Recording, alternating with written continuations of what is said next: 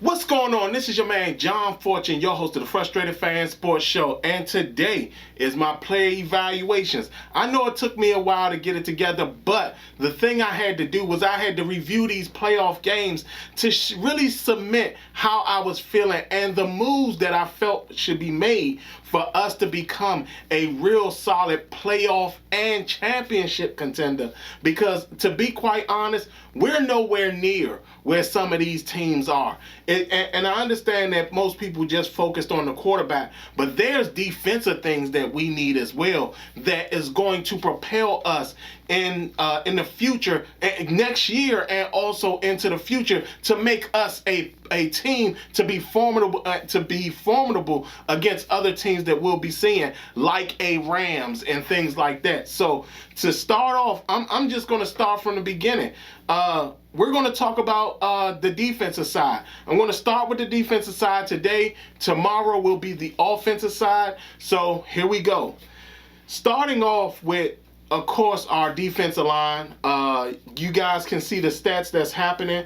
Of course, our stalwart, Jonathan Allen, he had 9 sacks last year, along with 31 solo tackles.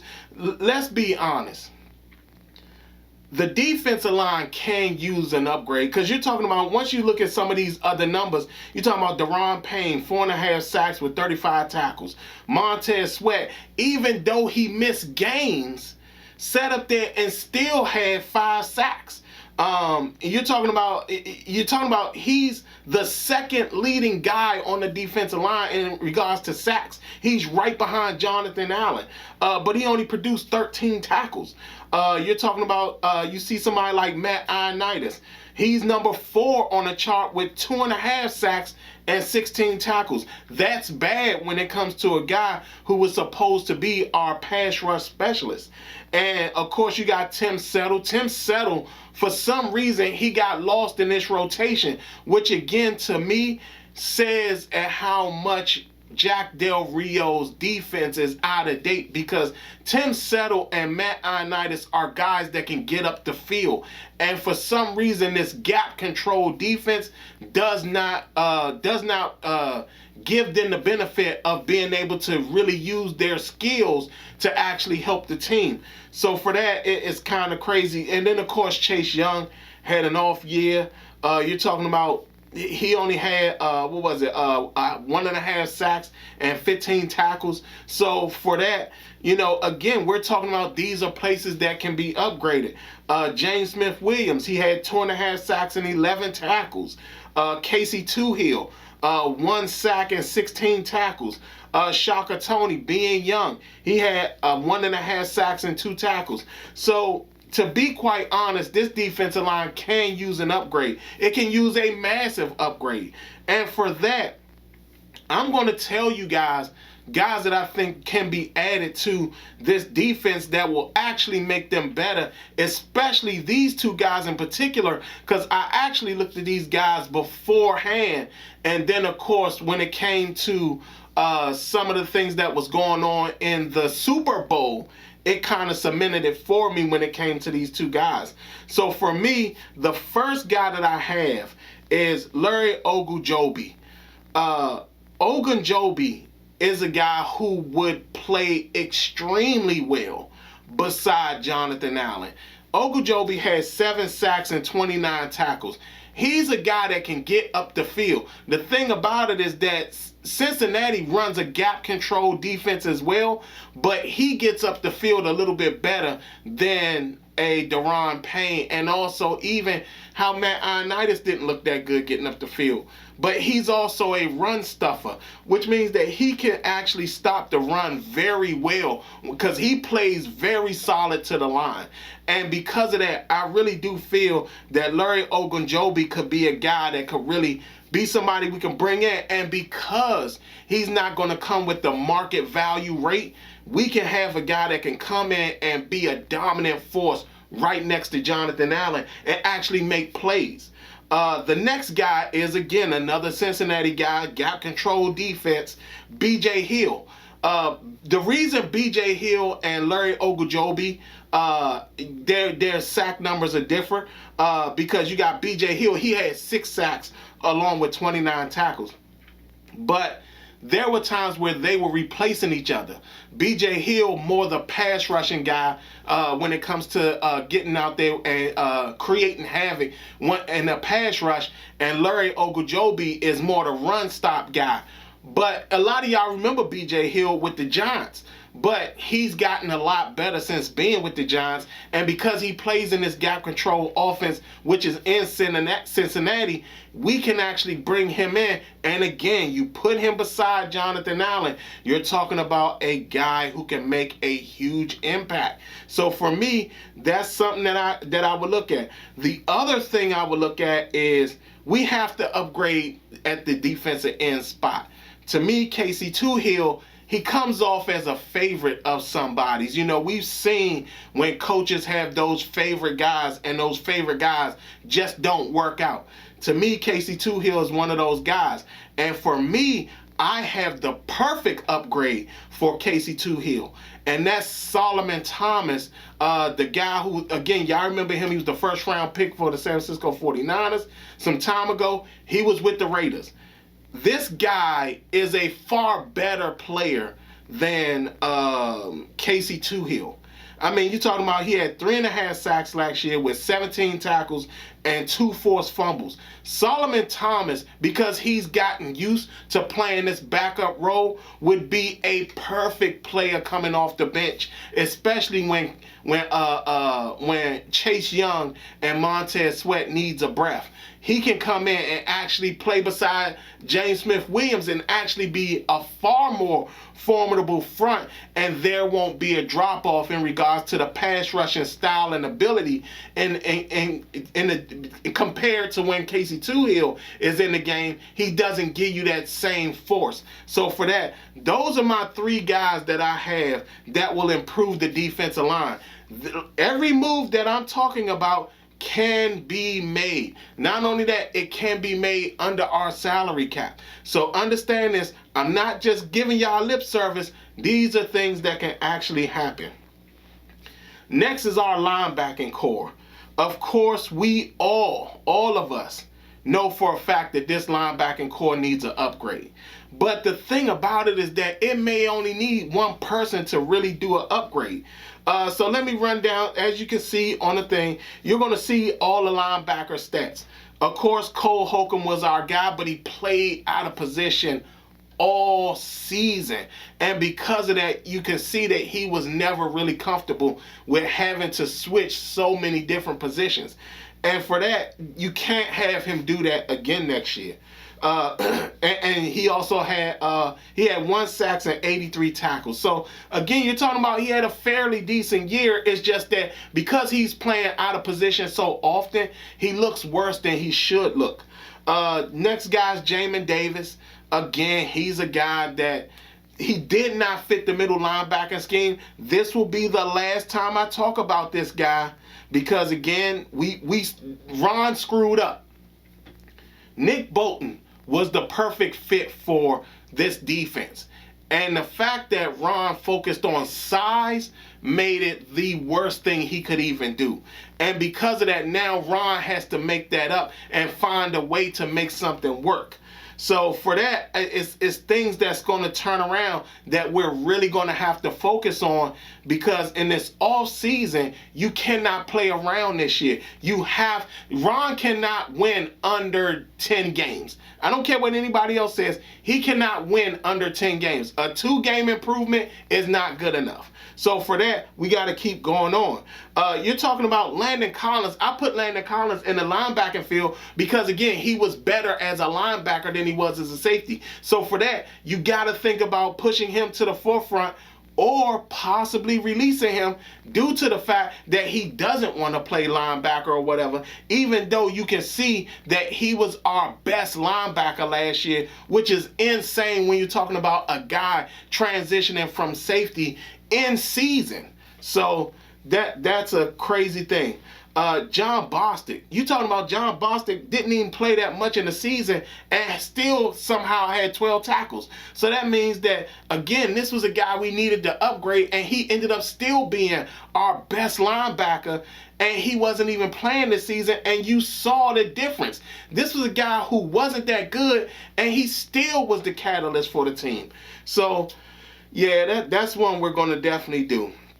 Khaliki Hudson had 4 tackles. We didn't even see him at all. David Mayo came in and ended up starting more games than Khaliki Hudson or anybody else. Well, he started the games, but he played more, which is unusual when we thought that Khaliki Hudson was a guy that was going to be able to play, and he didn't do it. So for that, I actually got solutions for us when it comes to finding a solid middle linebacker. The first guy that I have is us getting Jordan Hicks out of Arizona.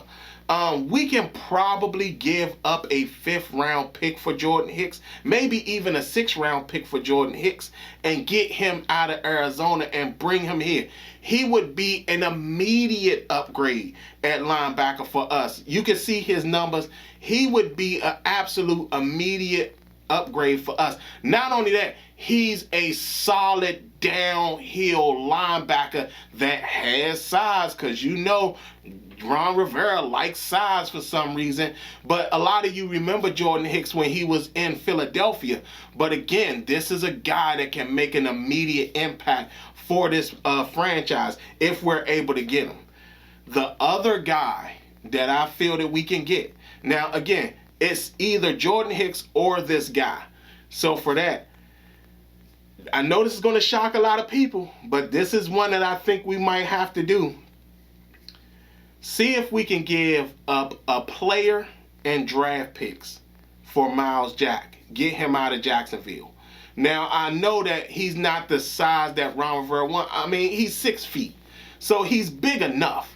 But again, this guy would be an immediate impact for us and would be an immediate upgrade for us. Myles Jack is definitely the guy that we can go out there and get and actually cement our linebacking core. Because if you think about it, if we brought in Myles Jack, even Jordan Hicks, you're talking about now moving Cole Holcomb to his natural position, the strong side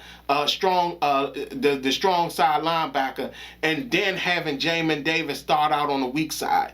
You're talking about you can upgrade your linebacking core with just one move. Like I said, it has to be Myles Jack or it has to be Jordan Hicks. We can get both of them for draft picks. And to be quite honest, this is the draft that you give up draft capital. So for me, these are the 2 guys when it comes to linebacking. Both guys can be had. Next is our cornerback position. Our cornerbacks weren't as bad as people thought they were going to be. And because of that, we have places we can upgrade, but there are some guys that I feel we can bring in. William, as you can see, everybody's stats are on the board. William Jackson to me was the disaster. I don't think he'll ever fit this defense. I don't think he's going to fit this defense. I don't even think he's going to improve next year. So for that, we got to get rid of him. We have to find a trade partner for that. Again, it could be Jacksonville to get Myles Jack. But for me, you're talking about when it comes to guys coming in, I think that there's certain things we can do. Torrey McTyer, my thing is bring him back. Find a way to bring Torrey McTyer back. You're getting a really reasonable guy, a really solid defensive guy, and you're talking about the possibility of having a guy who can play and replace somebody. Last year he got hurt, but before he got hurt, he was a guy that was showing up on film. These other 2 guys are guys that have played in a scheme that's similar to what Jack is playing, but at the same time, these guys are very, very smart, and they make plays when they need to make plays. They're also very solid tacklers, which is what we need in this cornerback position. We need guys who can make real tackles. So for that, the first guy is Kyle Fuller. I know he's 29, but I'm pretty sure he would not have an issue with coming back home, and not only that, being able to play opposite his brother. That would be great. Not only that, Kyle Fuller is a guy who can play multiple cornerback positions. He can play the right side, he can play the left side, and he can play the slot. He's been a guy who's been very formidable when it comes to making plays. And when he's been in games, he's found a way to force fumbles and do all types of stuff that wreaks havoc on defenses. And wreaks havoc on offenses. And for that, this is a guy that we can bring in. Another guy I suggest us bringing in is Sidney Jones. Sidney Jones is another guy that is known for playing very solidly when you need him to play. He's also a very strong tackler. This is a guy and he's another one that can play outside and can play slot. So for me, these two guys would be instant upgrades for us. Again, a lot of these moves are moves that we can in fact make, and it won't cost us a lot of money. But these guys improve our team immediately. Not only that, they played in similar defensive schemes. Last but not least are my safeties. And of course, you can see from the stats, the top guy, of course, is Cam Curl. The thing about last year is that teams started to recognize Cam Curl and started to game plan around Cam Curl.